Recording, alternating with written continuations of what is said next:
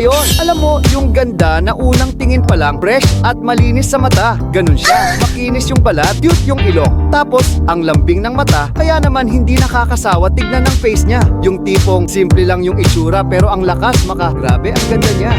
Number 2, Heaven Peralejo. Siya naman yung sweet-looking girl next door. Maputi rin at may glowing skin. May maamong facial expression na siguradong hindi mo matitiis kapag siya ang tumitig sa'yo. Maraming din fans ang nagagandahan sa kanya. Idagdag mo pa ang sexy figure niya na madalas kainggitan rin ng fans. Sana all talaga blessed ang hinaharap.